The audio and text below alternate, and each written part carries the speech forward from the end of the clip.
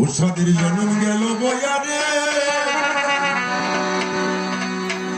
ও মানব জন্ম গেল খোয়ারে যাকার বার্তা এইবার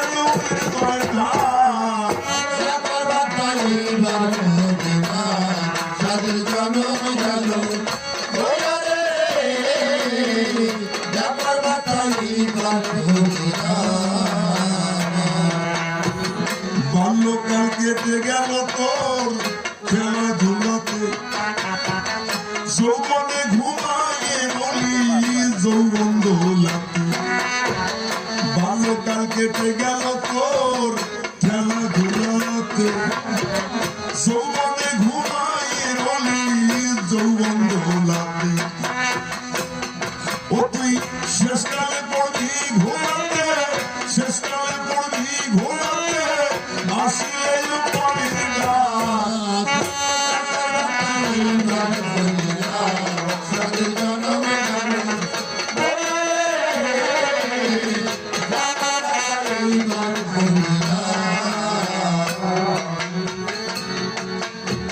সোনার স্বপন দেখেছিস মন বাসনার বসে কি পেয়েছিস দেশের শেষের দিবসে সোনার স্বপন দেখেছিস মন বাসনার বসে কি পেয়েছিস দেশের শেষের দিবসে ও তুই নিজের কাছে বসে বসে নিজের কাছে বসে বসে হিসাব নিকাশ করে রাখ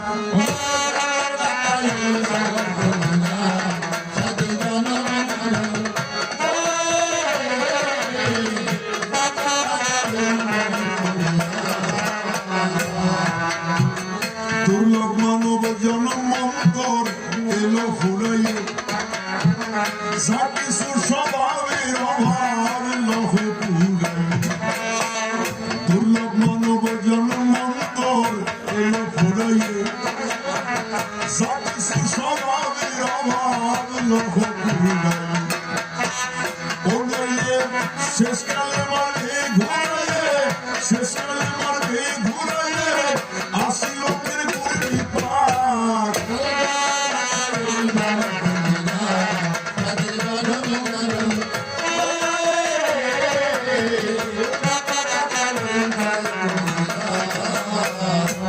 আসেন যত বিজ্ঞজন নীরব থাকবেন সর্বজন কবি কাব্যের বেচা কেনা করিতে দুইজন আমি যে গানটা দিয়ে শুরু করেছি খুলে বলি আপনাদের কাছাকাছি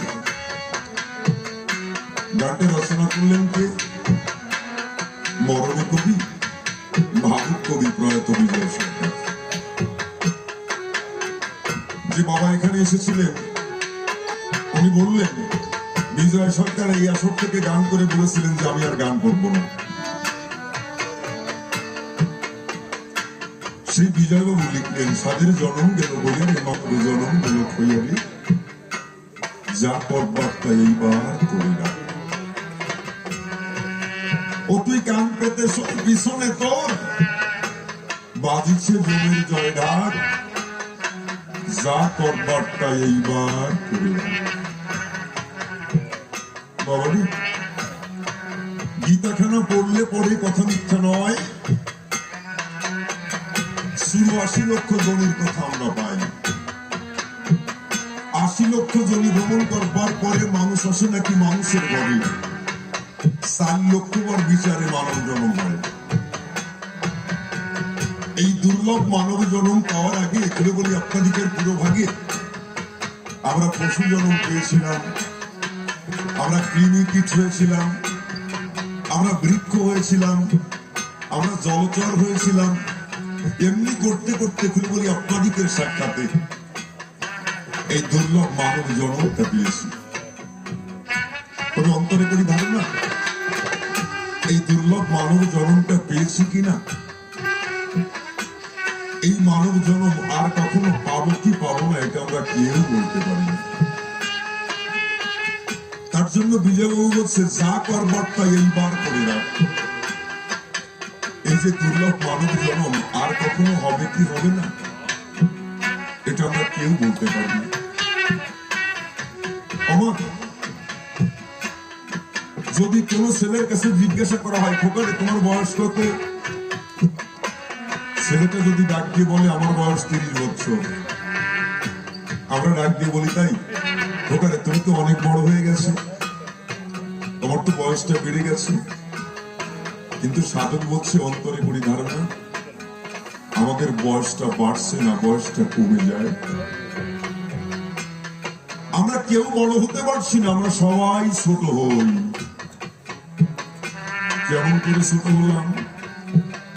ভগবান যে কয়টা দিনের জন্য আমাকে পৃথিবীর বুকে পাঠিয়েছিল একটা একটা করে গোনা দিন যখন আমার জীবন থেকে অতিবাহিত হয় সেই সময়টা সেই দিনটা আর পাওয়ার সম্ভাবনা নেই। এই কথাগুলো আগে অনুধাবন করিনি বাবা। উত্তপ্ত যৌবন্ত দেহে সাধু সঙ্গের কথা বললে গায়ে গাত্রদাহ হতো। যখন কোনো বাবাজি বলতো প্রীতির চলতে একটু সাধু সঙ্গে যাই, বলতাম ওখানে কয়েকজন মুরব্বী মিলে কান্নাকাটি করবে, ওখানে যে কোনো লাভ নাই। কিন্তু বাবারে এখন মর্মে মর্মে উপলব্ধি করি সেদিনের আমি ছিলাম ভুল আর ওই বাবাজি ছিল সঠিক। যখন বলতো প্রীতির চলো ভক্ত সঙ্গে যাই, বলতাম এখনো বয়স হয় নাই। আজকে কবির মঞ্চে দাঁড়িয়ে অনুধাবন করি সেদিন কত বড় ভুল ব্যাখ্যাটা দিয়েছিলাম, এখনো আমার বয়স হয় নাই। আজ মর্মে মর্মে উপলব্ধি করছি কথা মিথ্যা নয়। সময় থাকতে যদি তরি খুলে না দেওয়া হয়, বেলা যদি একবার পূর্বের বানু যদি একবার পশ্চিমে অস্তমিত যেতে যায়, অন্তরে করি ধারণা অবেলায় নৌকা ছেড়ে দিলে পাল তুললে সেই নৌকা কখনো গোবিন্দের কাছে পৌঁছানো যাবে না। আমাদের সময় থাকতে নৌকা ছেড়ে দিতে হবে। বুঝেছি তা অনেক দেরি হয়ে গেছে। মাঝে মাঝে ভাবি বাবা 35টা বছর বয়স হয়ে গেছে আমার। ভগবান যদি আমাকে 70 বছরের জন্য পৃথিবীর বুকে পাঠায়, আমার জীবন থেকে 35টা বছর পার হয়ে গেছে, সামনে 35টা বছর আছে। যদি আমাকে 60 বছরের জন্য পাঠায়, 35 বছর চলে গেছে আর 25টা বছর আছে। যদি 50 বছরের জন্য আমাকে গোবিন্দ পৃথিবীর বুকে পাঠায়, 35 বছর চলে গেছে আর 15 বছর আমার হাতে আসছে। যদি ভগবান আমাকে 40 বছরের জন্য পাঠায়, 35 বছর চলে গেছে, 5টা বছর হাতে আছে। আর যদি এই পর্যন্ত 35 বছরের জন্য আমাকে পাঠায়, তাহলে আমার আর সামনে জায়গা নেই। সাধু সঙ্গ হলো না। সাধু সঙ্গ সর্বশাস্ত্রে কয় লব মাত্র সাধু সঙ্গ জীব মুক্তি পায়। যদি কেউ কিঞ্চিত সাধু সঙ্গ করতে পারে সে মুক্তি ভাগিদারি হয়। হলো না বাবা, হলো না। মায়াময় সংসারে এসেছি কিনা, মায়াকে আঁকড়ে ধরে থাকতে থাকতে বলি আপনাদিকের সাক্ষাতে ধারণা সাধুর বাজারে যাওয়া হলো না। তাই অন্তরেতে আছে বাবা, এই দুর্লভ মানব জন্ম পেয়েছি তো বাবা, এই জন্মটাকে আমরা সার্থক করবার চেষ্টা করব। আমরা শূন্য হাতে এসেছি, আবার শূন্য হাতে বিদায় নিয়ে চলে যাব।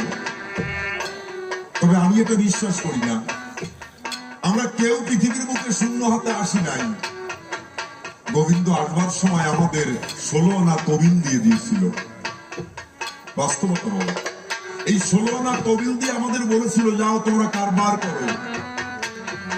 আমরা 16 আনা তবিল নিয়ে কারবার করেছিলাম। আমাদের জমার খাতাটা শূন্য হয়ে গেছে, আমরা ঋণী হয়ে গেছি। যাওয়ার সময় খালি হাতে যেতে হবে না, আমরা কেউ খালি হাতে যাব না। আমাদের সঙ্গে যাবে আমাদের সারা জীবনের অর্জিত কর্মফল, আর যাবে আপনাদের মতো সাধুগুরু সজ্জনের স্মরণের ধুলি।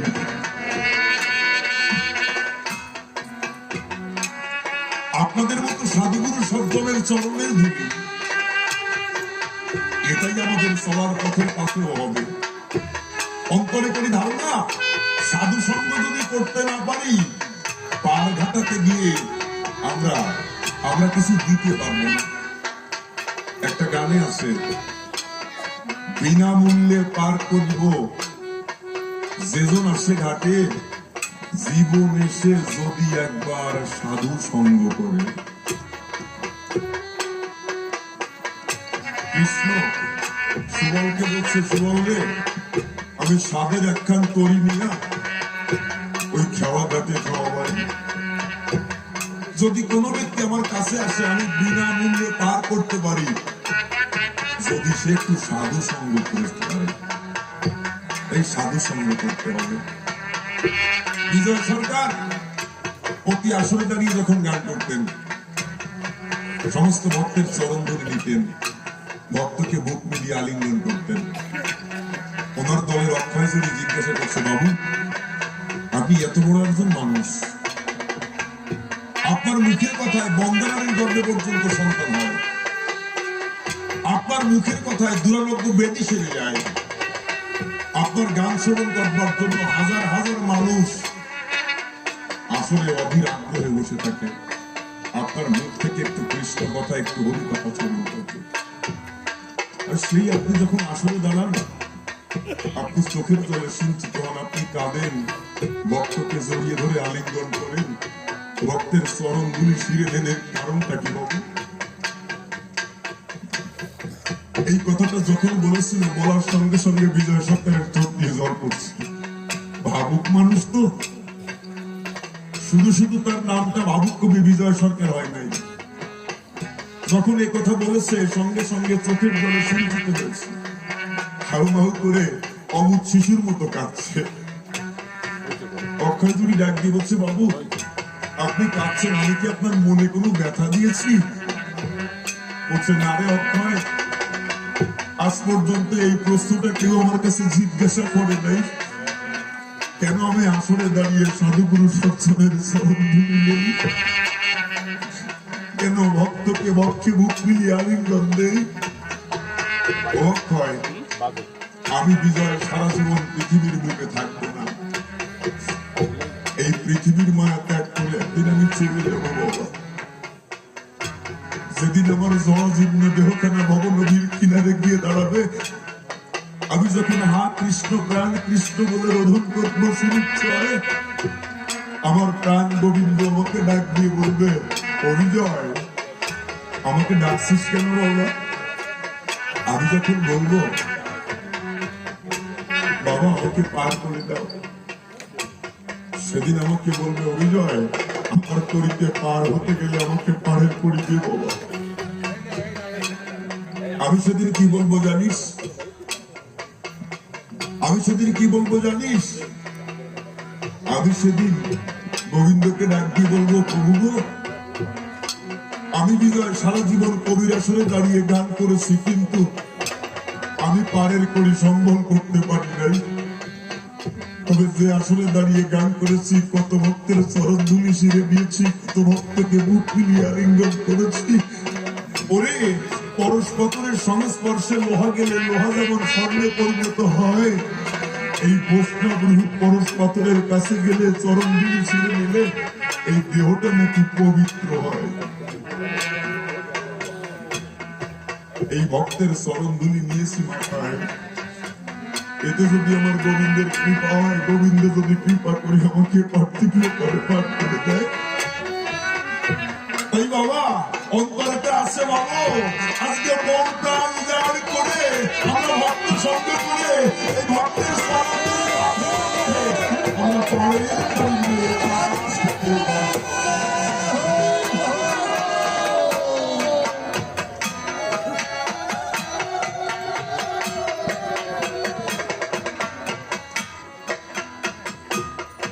একমাত্র পায়ের কড়ি হচ্ছে ভক্তের চরণ ধুলি।